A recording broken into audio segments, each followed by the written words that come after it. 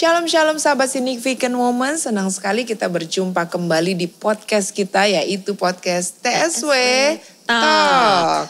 Hari ini kita kedatangan seorang perempuan inspiratif yang mengalami transformasi kehidupan dari hubungannya dengan Tuhan sampai seluruh aspek kehidupannya juga dipulihkan Tuhan. Dan keuangannya pun juga dipulihkan Tuhan. Beliau dikenal sebagai penasihat keuangan, sebagai top performance di bidang penjualan. Dan juga beliau aktif sebagai filantropis dalam pemberdayaan perempuan dan keluarga. Beliau juga sekaligus penulis dan pembicara. Beliau penulis dari buku bestseller yaitu yang berjudul Selling with Attitude. Dan juga buku Perempuan di Rumah Bercahaya Mas. Kita sambut Ibu Esra Manurung. Shalom Bu Esra. Senang sekali kita kedatangan Bu Esra lagi di podcast kita. Kalau waktu itu Ibu Esra di podcast sebelumnya membahas tentang cerita kehidupannya, pengalaman hidupnya. Hari ini kita mau membahas mengenai keuangan gitu ya Bu Esra. Gitu. Beberapa saat ini ya mungkin setelah kita sama-sama mengalami pandemi yang luar biasa, rasanya tidak asing bagi kita mendengar banyak orang yang mengalami jerat hutang. Nah mungkin ini yang akan kita sama-sama bahas hari ini ya, supaya sahabat TSW Talk di rumah dan dimanapun berada tetap memiliki semangat ya, tetap memiliki pengharapan walaupun mungkin sedang mengalami jerat hutang. Nah menurut Bu Esra, kira-kira apa sih tanda-tanda jelas bahwa seseorang ini sedang terjerat di dalam hutang? Mungkin ada yang apa ciri-cirinya jelas sekali ya. Ciri-ciri orang yang terjerat dalam hutang itu adalah kalau uang yang dia bayar untuk cicilan sudah lebih dari 30% total biaya hidup dia. 30% ya, sudah lebih dari 30% untuk membayar hutang, untuk membayar cicilan ya, baik itu sudah pasti lampu merah. Ya, lampu merah ya. Nah, berarti apa ya langkah-langkah konkret yang bisa dilakukan untuk minimal sadar dulu bahwa ternyata saya ini terjerat loh dalam hutang. Nah, sebelumnya aku mau bilang dulu, kadang-kadang di kalangan gereja ini suka menjadi hal yang tabu untuk membicarakan hutang ya. Padahal orang butuh gitu ya untuk diberi nasihat mengenai hutang.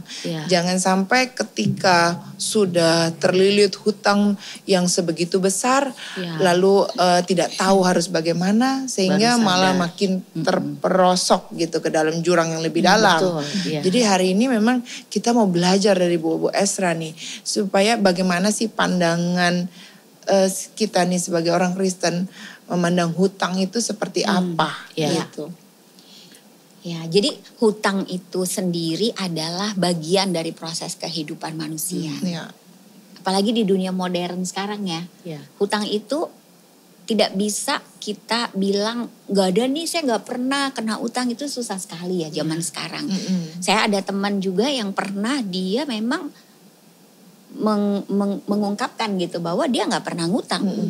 Tapi satu ketika bisa aja dia berhutang karena hutang pelayanan yang diwariskan kepada dia.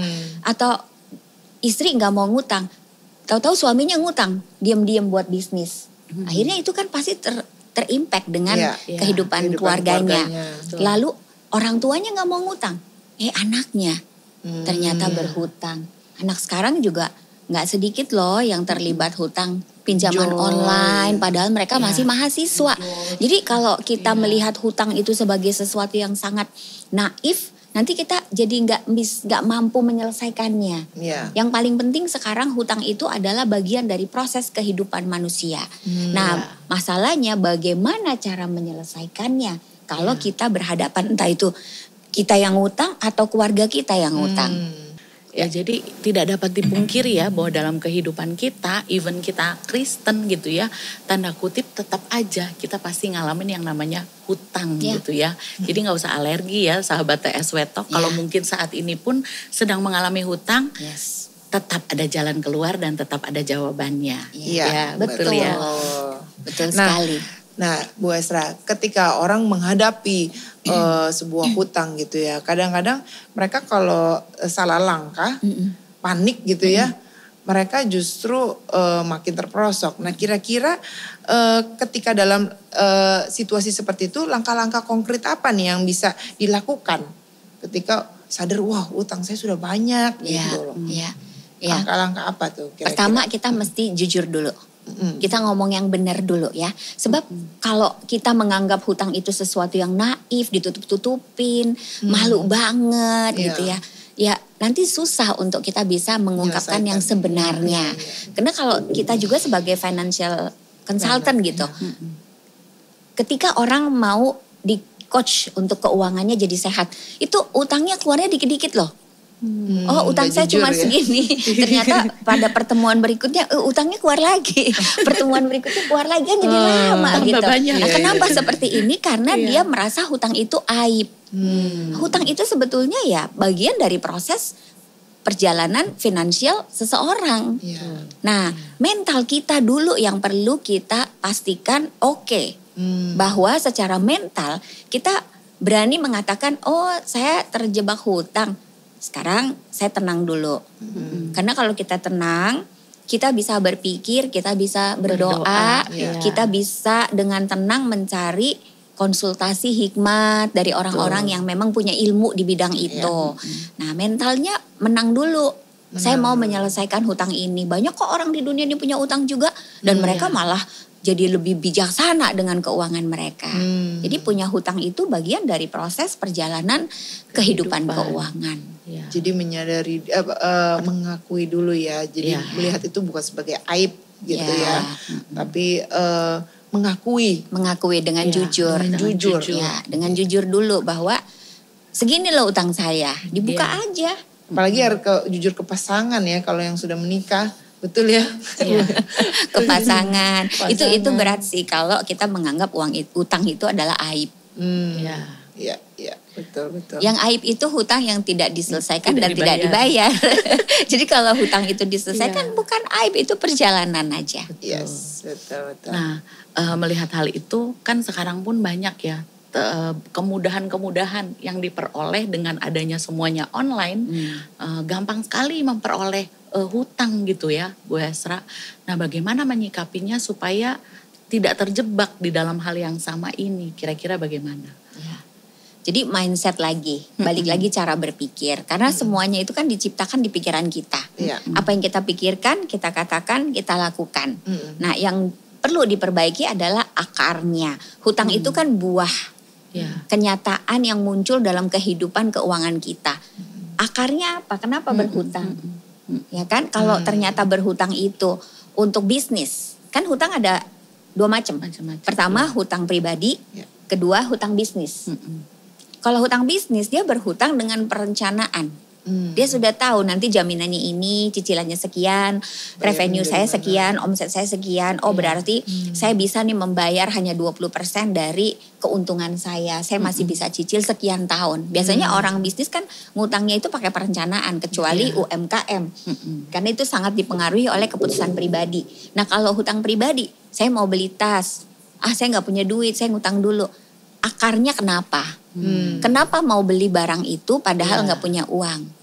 Nah akarnya adalah seringkali pembuktian diri sebelum waktunya. Jadi mau membuktikan saya udah sukses nih sebelum waktunya.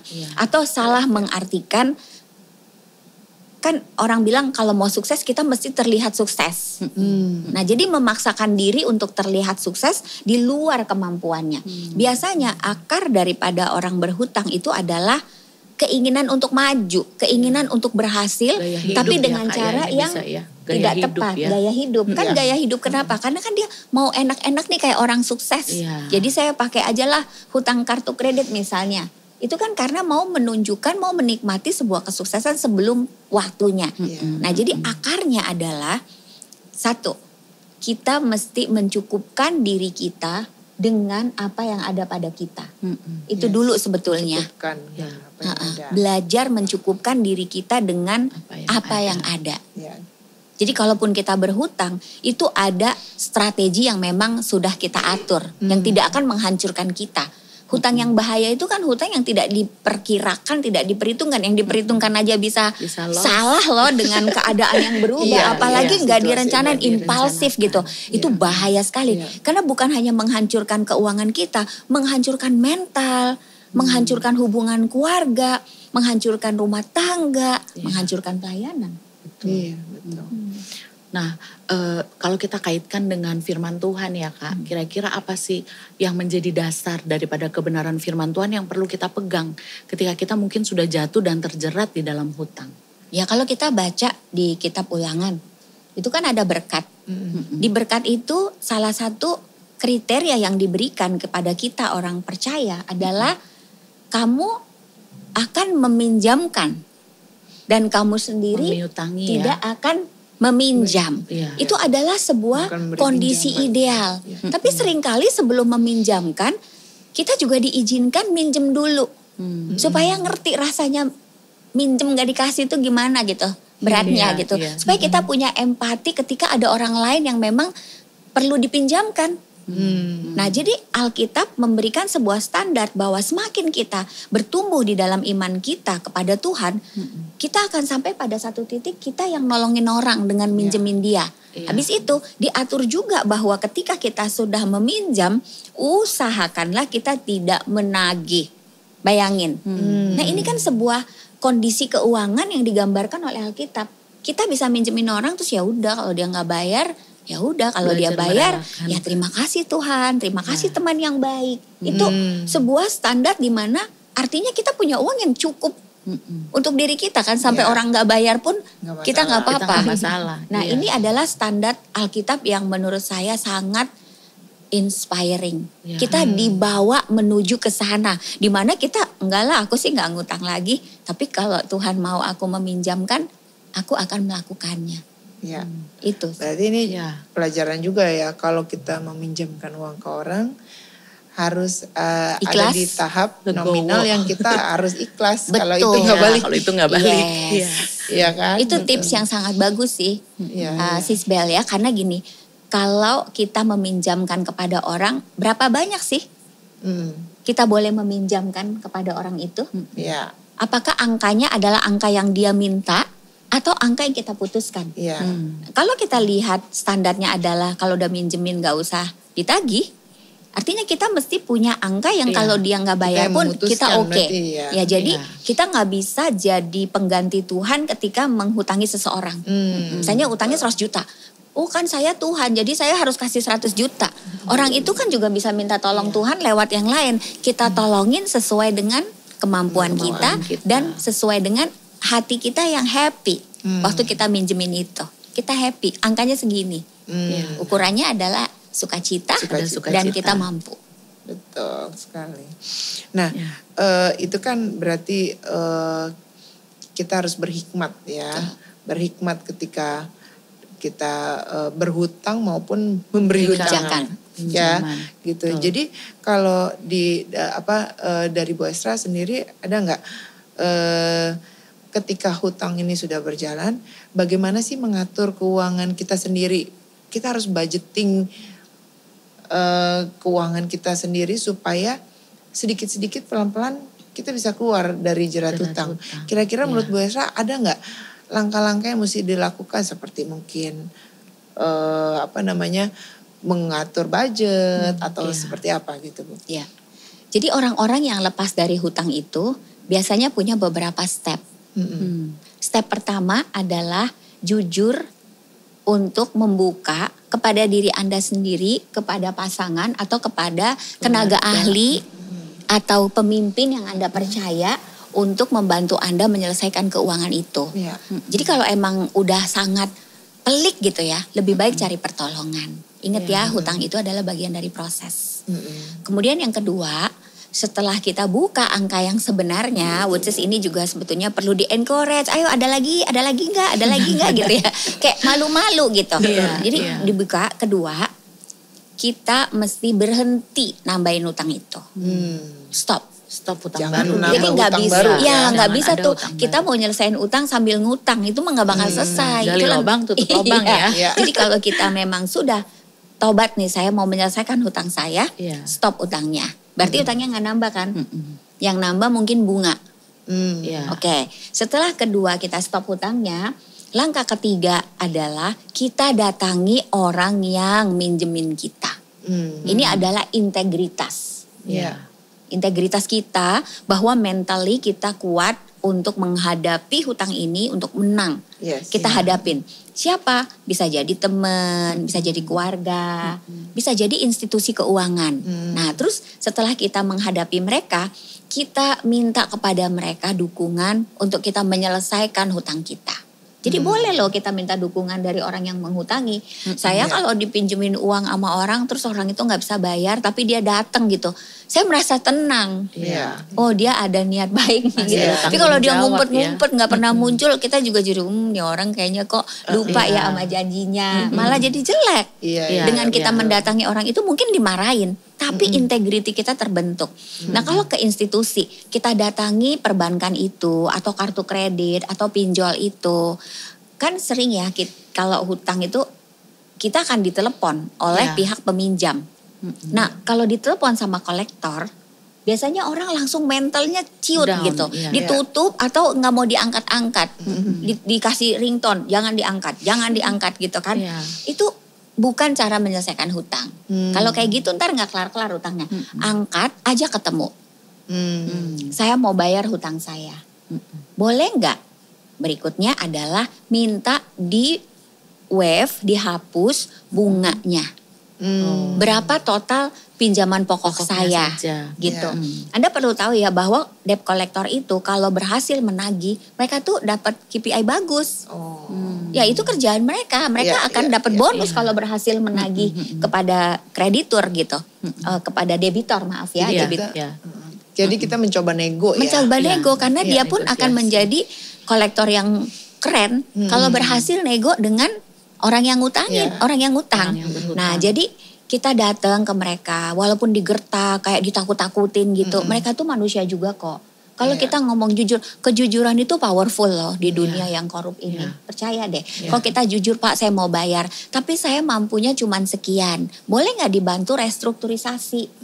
Berhenti semua penaltinya minta dihapus, bunga yang tingginya dihapus, saya mau cicil pokoknya saya. Nah, udah dong, udah direstruktur, ketemu nih sebulan berapa. Langkah berikutnya adalah mana kebutuhan-kebutuhan kita yang mesti diatur lagi, mana yang sebetulnya bukan kebutuhan yang mesti di stop.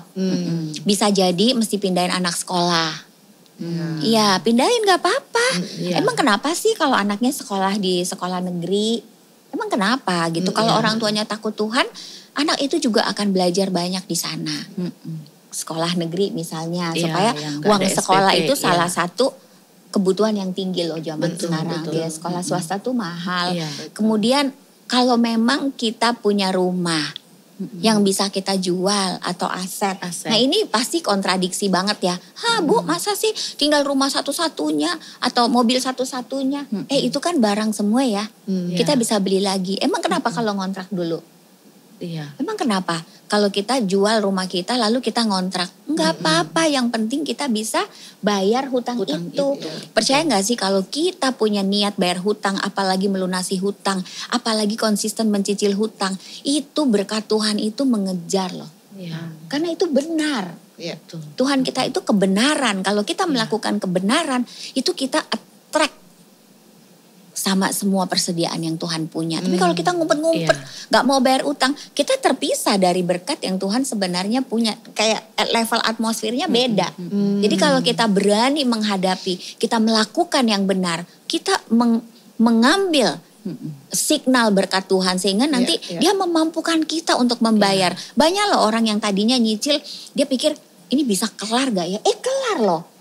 Karena pada akhirnya kita hidup kan oleh karena kasih karunia dan pertolongan Tuhan. Langkah kecilnya kita ambil, jadi cicil utangnya dengan semampunya dari uang-uang yang kita ambil, kurangi dari pengeluaran-pengeluaran yang gak penting.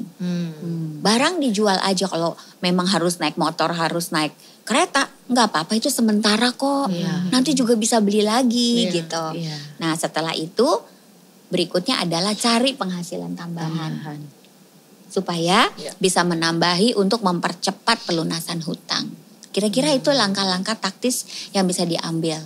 Yes. Iya. Wah, itu mantap Luar biasa banget ya. Jadi tetap seperti yang tadi Bu Esra bilang, jadi jangan khawatir ya, jangan cepet-cepet ambil baygon lalu minum lalu mengakhiri hidup. Ya itu pun adalah jalan yang bukan jalan terbaik ya, mungkin hutangnya selesai tapi kita nggak tahu kita ada di mana setelah kita minum baygon. Jadi penting sekali bahwa dalam keadaan yang terpuruk sekalipun, terjerat sekalipun pasti ada jalan keluarnya. Nah mungkin sekarang ini banyak yang setelah terjerat hutang ini tiba-tiba dia nggak bisa berpikir untuk mencari penghasilan tambahan. Bingung gitu ya bagaimana memulainya, bagaimana caranya. Mungkin ada tips juga Bu Esra supaya bisa mencari penghasilan tambahan untuk membantu melunasi hutang-hutangnya.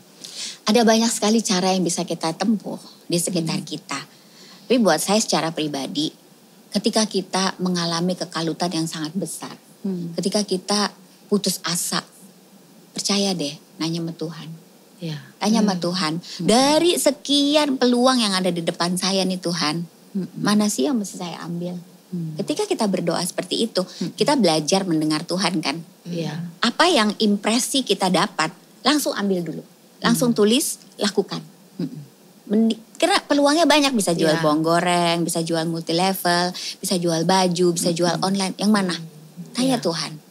Libatkan Tuhan dalam langkah-langkah kita untuk melunasi hutang kita. Nanti Tuhan akan kasih. Saya pernah mengalami gitu waktu saya remaja. Bapak saya itu rumahnya udah mau rubuh. Saya sendiri gak ngutang. Pertama kali saya berhutang itu adalah ngutangin bapak saya. Jadi bapak saya udah minjem-minjem ke orang, gak ada yang ngasih. Saya kesian, dia bilang gak ada yang mau minjemin aku, Inang, katanya gitu kan. Aduh kesian banget sih bapak saya. Udahlah Pak, nanti aku cari temen aku. So saya berhutang sama temen saya di kantor. Saya inget banget tahun 90-an utang 2 juta gede loh. Saya ngutang sama temen saya, pinjem dong benerin genteng bapak aku. Itulah pertama kali saya belajar berhutang. Jadi berhutang itu proses gitu. Kadang kita ngutangin orang tua. Nah akhirnya ketika saya berhutang seperti itu, saya mulai mikir, gaji saya ngepas, bayarnya gimana? Nah, ini kan krisis yang membawa kreativitas. Jadi saya akhirnya jualan spray, saya beli spray ke Tanah Abang. Itulah awalnya saya mulai belajar jual asuransi. Karena saya terdorong untuk cari penghasilan tambahan dan saya berdoa. Ada temen yang ngajak saya bisnis asuransi, saya mulai padahal ya kalau dipikir-pikir saya jualan asuransi gimana cara, orang saja nggak pede ngomong. Tapi kalau memang Tuhan sudah membukakan jalan, ambil. Nah ketika hutang bapak saya lunas, yang ada ternyata skill penjualan saya meningkat. Nah itu tidak pernah disangka, dari yang tadinya cuman income tambahan buat bayarin hutang bapak, malah penghasilan itu yang menjadi penghasilan utama keluarga kami. Malah bukan gaji lagi gitu. Sampai seperti itu ya. Sampai seperti itu. Jadi hutang bisa mendorong kreativitas juga kok. Betul. Kalau terpaksa banget harus berhutang gitu ya. Di bawah tekanan malah membuat kreativitas gitu, muncul. Karena nanya Tuhan kan. Iya, betul. Nanya Tuhan. Betul. Yes. Nah, kalau setelah kita bebas nih dari hutang ya, Bu Esra, kita lakukan, kita berkomitmen untuk membayar hutang-hutang kita, lalu kita puji Tuhan kiat-kiat itu, pemulihan dan bebas dari jerat hutang. Nah, apa nih yang harus kita lakukan supaya tidak jatuh di lubang yang sama lagi? Kadang-kadang kecenderungan orang kan seperti itu, udah bebas nih gitu kan, kayaknya nggak apa-apa nih untuk mulai hutang baru gitu kan, nanti saya pikir nanti akan beda nih gitu. Saya selalu percaya Sis Bele ya, bahwa kita ini hidup untuk melakukan kehendak Tuhan. Jadi kalau Tuhan sendiri ingin kita hidup bebas dari hutang, ya ada di Roma 13 ayat 8, janganlah kamu berhutang apapun kepada siapapun juga. Jadi kita juga dinasehatkan, udah gak usah ngutang. Ada level di mana kita emang gak mau ngutang lagi. Supaya apa? Supaya kita bisa nolongin orang. Kan orang itu proses, akan ada aja yang ngutang sama kita. Ya kan? Terus gimana kita mau nolongin orang itu? Gimana Tuhan mau pakai kita nolongin orang itu kalau kita ngutang terus? Jadi kita menjadikan sebuah goal dalam kehidupan keuangan kita, bahwa satu hari saya berhenti berhutang dan saya kerjanya nolongin orang. Itu mindset yang perlu kita tanamkan dalam diri kita. Jadi walaupun kita sekarang mungkin masih punya hutang, tapi kita udah tahu goalnya ya. Kayak kita hidup di dunia ini goalnya kemana sih? Kan satu hari kita bertemu muka dengan muka dengan Tuhan. Satu hari kita akan ke rumah Bapa. Nah hidup di dunia ini juga harus ada goalnya. Tujuan keuangan adalah supaya kita financial freedom. Dimana kita cukup untuk diri sendiri dan selalu ada lebih untuk menolong dan berbagi. Itu jadi goal supaya berhenti ngutangnya. Lo nggak ngutang terus nanti nggak berhenti-berhenti. Punya goal keuangan, financial freedom. Ya, tujuannya adalah financial freedom supaya kita bisa cukup dan berbagi untuk orang lain.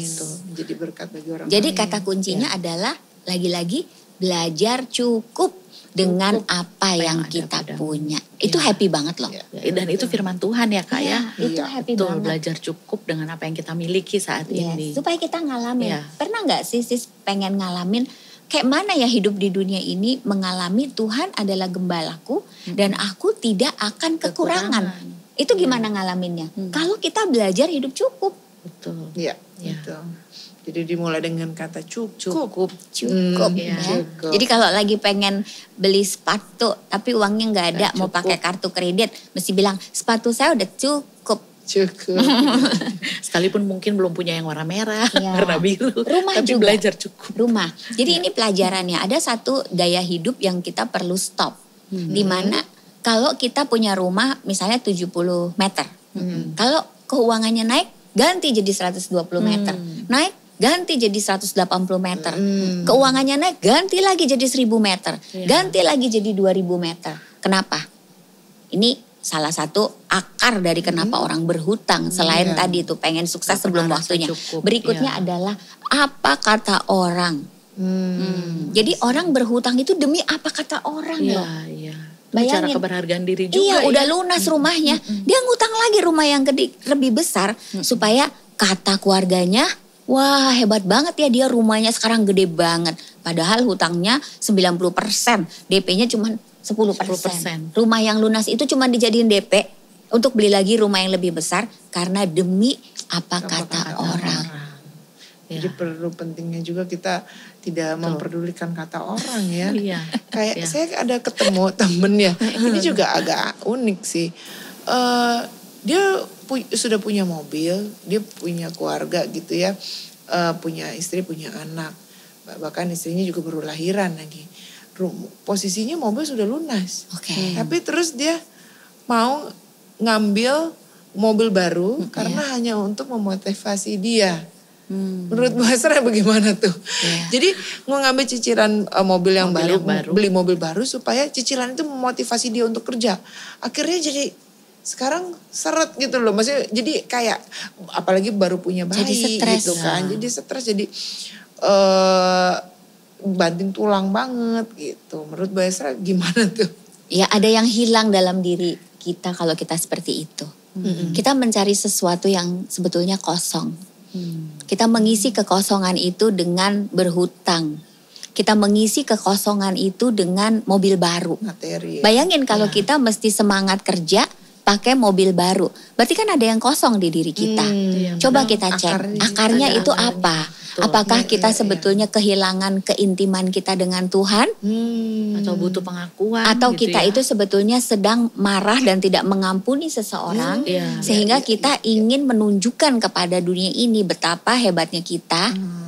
Kita menggantikan kekosongan itu demi apa kata orang.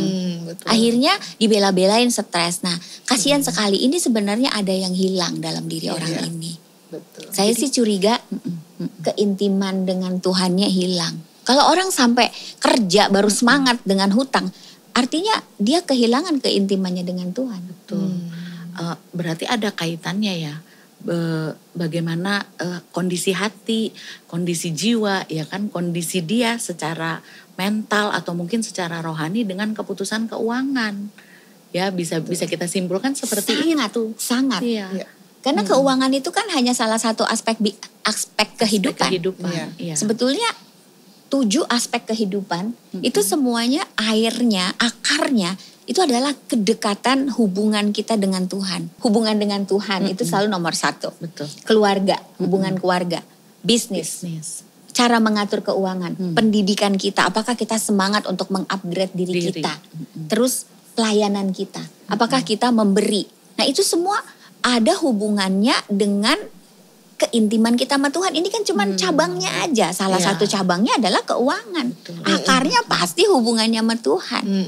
Gimana coba menurut Sis Belela? Kalau kita semangat kerja, kalau berhutang, apakah orang itu intim dengan Tuhan? Betul. Miss sesuatu kan?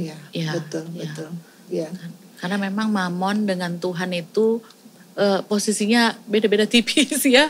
Kadang-kadang tanpa kita sadari gitu ya, kita menjadikan mungkin mamon itu jadi Tuhan. Karena merasa bahwa gak berharga, ini harus terus gitu ya, harus terus berhutang hanya untuk memenuhi gaya hidup, memenuhi tingkat kehidupan tertentu gitu ya. Wah, ini hanya benar. Tuhan, hanya uang yang bisa diposisikan menyaingi Tuhan. Ya, Alkitab dengan jelas menuliskan bahwa kamu tidak bisa melayani dua tuan. Kamu tidak bisa menyembah mamon dan menyembah Tuhan pada saat yang sama. Jadi kalau kita udah nyembah harta, uang, kekayaan, kesenangan, kita udah memusuhi Tuhan. Itu yang ngomong Alkitab. Jadi akarnya pasti itu. Jadi lebih baik kita mengetahui akarnya. Ketika kita mengambil sebuah keputusan, apalagi juga keputusan keuangan, dan dalam segala aspek kehidupan kita, kedekatan kita dengan Tuhan itu yang menentukan semuanya, segala aspek dalam kehidupan kita ya, begitu ya Bu Esra. Nah ini kan kita kan podcast untuk wanita nih ya, kita belajar mengenai keuangan. Nah apa sih Bu Esra kebiasaan-kebiasaan yang harus dibangun oleh wanita-wanita Kristen, wanita Allah gitu ya, untuk membangun situasi keuangan yang sehat dalam kehidupan rumah tangganya, selain ya di luar ketika sudah pulih gitu ya dalam jerat hutang gitu. Apa tuh kebiasaan-kebiasaan baik yang harus dibangun? Ya. Kebiasaan yang hebat ini akan membantu kita bahkan menjadi perempuan yang bahagia, bukan hanya soal uang, yaitu self control. Self control, menguasai diri. Jadi self control ini bagus banget. Ya, dimana kita bisa mau marah nggak marah, kita mampu mengontrol emosi kita. Kita pengen tapi bisa menunda. Salah satu bentuk self control yang sudah dilatih adalah menunda kesenangan. Menunda kesenangan. Ya, ini bagus banget. Aduh sayang banget ya dulu kenapa orang tua zaman aku kecil itu nggak pernah ngajarin yang namanya menunda kesenangan. Makanya ada anak-anak kecil di mall tuh yang tantrum. Kalau nggak dibeliin es krim teriak-teriak, mamanya dipukulin. Sebenarnya inilah saatnya dia diajarkan kendalikan diri, tunda kesenangan. Nah, orang-orang yang di usia tua punya aset yang bagus, tidak menyusahkan anak, mereka bisa financial freedom, mencapai tujuan-tujuan keuangan per musim itu dicapai gitu. Mereka ini jago ngendaliin kesenangannya. Jadi ada satu cerita, dua orang yang berteman. Satu temennya ini pokoknya gaya banget. Dari masih kerja udah gaya banget. Satu temennya biasa aja. Gak ada satupun barang yang mahal di badannya. Biasa aja. Dia biasa hidup menguasai diri. Dia dreamnya sama-sama. Ini dua dreamer nih. Ketika mereka berusia 50, yang satu masih tetap produktif tapi kalah sama temennya ini. Kalah jauh dalam hal aset manajemennya. Dua-duanya karena pekerja keras sukses. Tapi kelihatan sekali bahwa orang yang bisa mengendalikan diri di usia tuanya. Mereka mencapai goal keuangannya mereka. Lalu ketika yang satu harus belajar untuk hidup lebih irit, yang satu ini mulai menikmati kehidupan yang dia impikan. Nah, pilih mana nih? Ketika kita sudah mulai kurang produktif, akhirnya menikmati kehidupan yang berkelimpahan, atau ketika sudah masuk usia mau pensiun, mulai susah. Karena mudanya senang-senang. Mau pilih mana? Ini semua pilihan. Dan saya mengajak kita untuk sejak muda latih penguasaan diri. latih penguasaan Jadi diri. memang penting sekali ya kita mengajarkan literasi keuangan sejak kecil Kepada anak-anak karena memang nggak bisa dipungkiri ini hal yang kurang dari generasi di atas kita kan. Kita nggak pernah diajarin bagaimana cara mengatur aset, nggak pernah diajarin yang bagaimana tidak berhutang, itu nggak ada. Nah, bagaimana kedepannya nih Bu Esra memberikan hal-hal yang mungkin sederhana kepada anak-anak yang masih muda dan selanjutnya akan jadi generasi berikut. Ibu punya peran yang sangat penting dalam kecerdasan keuangan keluarga. Seorang perempuan itu kan pengaruh. Iya. Dia punya urapan, anointing untuk mempengaruhi. Emang jagonya dia gitu.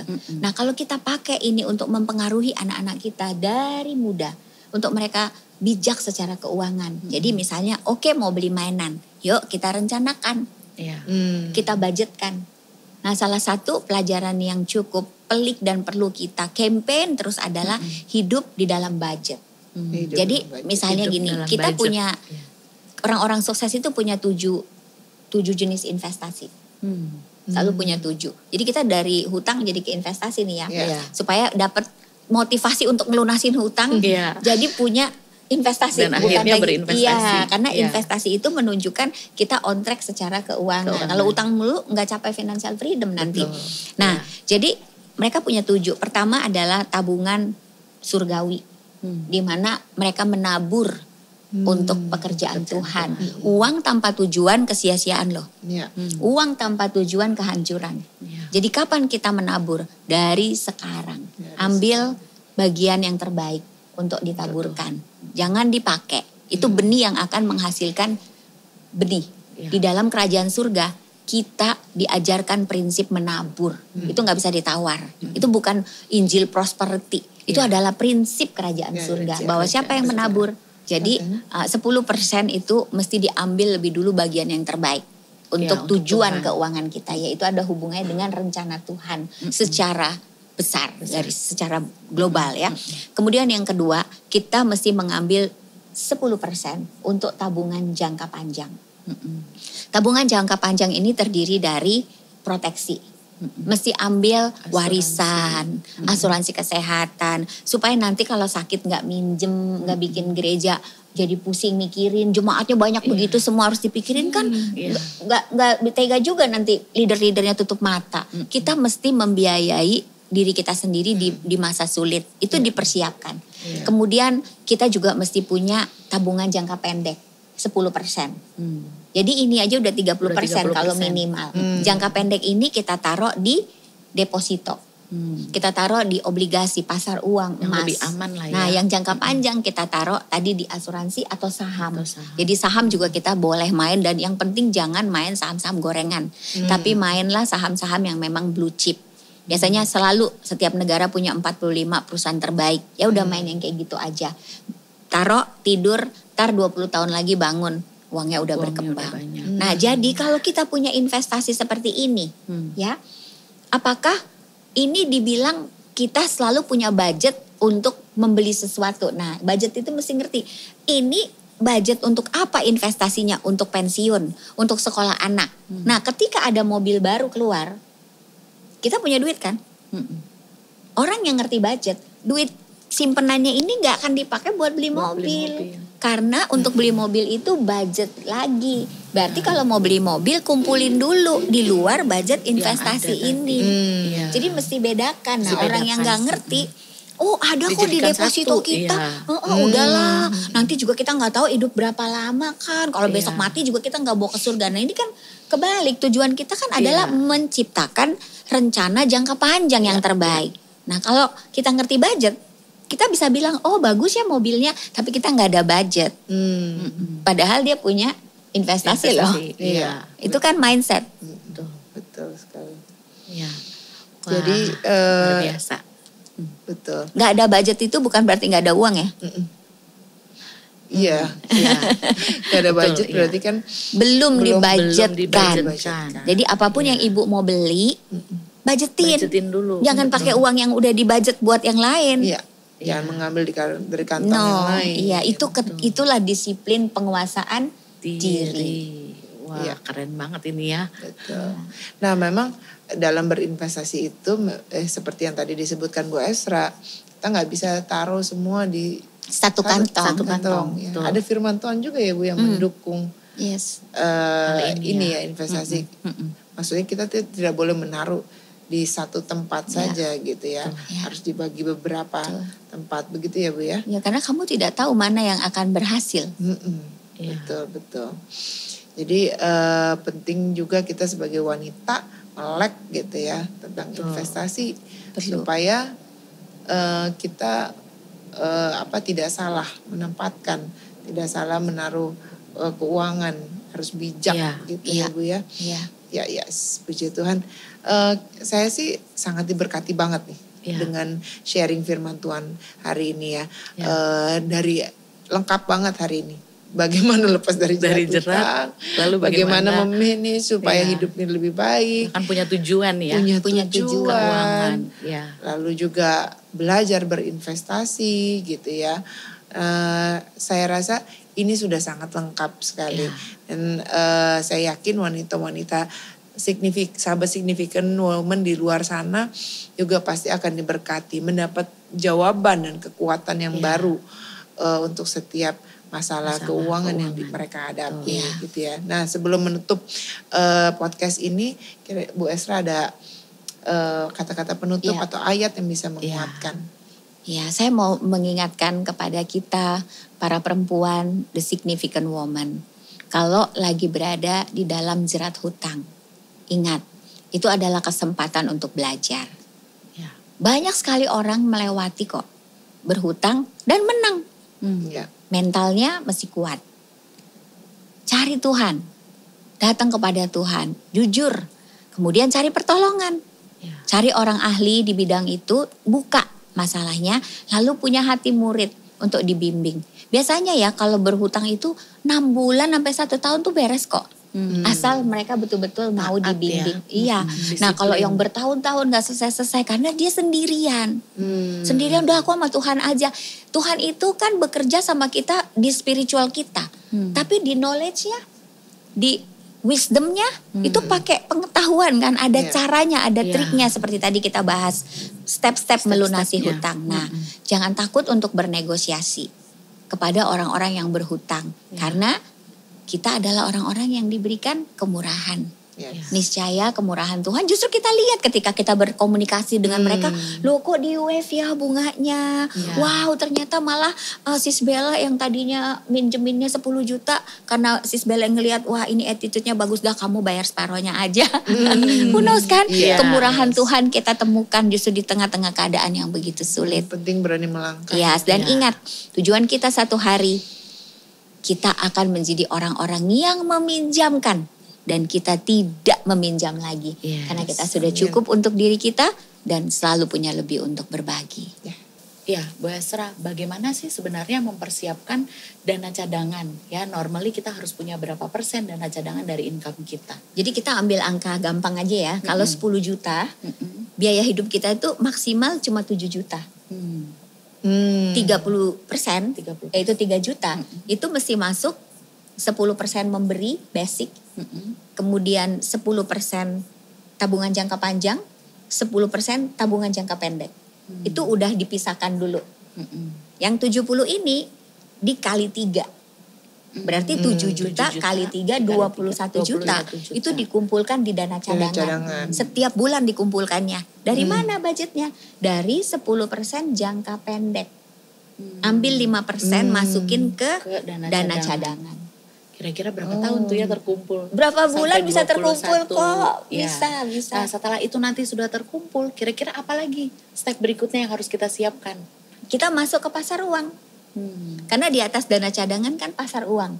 Di mana uang jangka pendek kita disimpan bisa jadi untuk sekolah anak.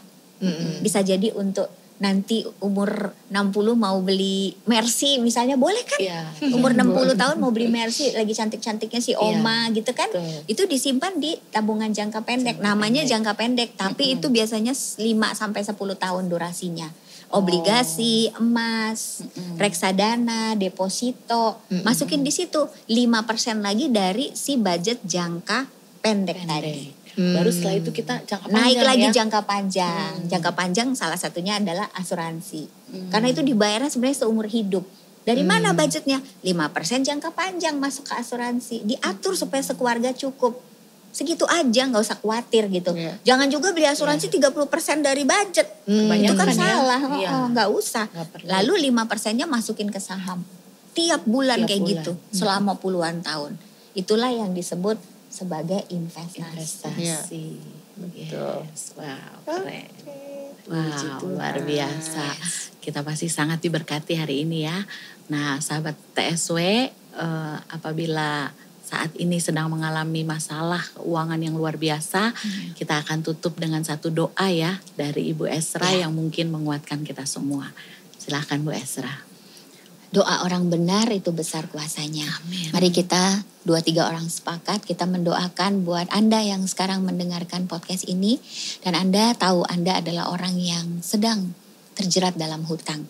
Kami berdoa melalui podcast ini. Kuasa Tuhan bekerja. Amin. Kalau itu Anda, saya mengajak Anda untuk mengangkat tangan di hadapan Tuhan. Mari kita sama-sama berdoa. Bapa di surga, kuasa-Mu tidak dibatasi oleh tempat. Kami berdoa untuk para wanita atau siapapun mereka yang sedang mendengarkan podcast ini dan saat ini sedang terjerat hutang yang sangat berat. Kami berdoa Bapa, kuasa-Mu, lawatan-Mu datang ke rumah, ke tempat, ke kantor di mana mereka saat ini duduk atau berdiri. Bapa, Kau melihat ketakutan yang sedang menguasai hati mereka. Kau melihat kegalauan, emosi yang begitu bergejolak. Yes. Kami katakan jadilah tenang. Amin. Supaya kamu bisa berdoa. Amin.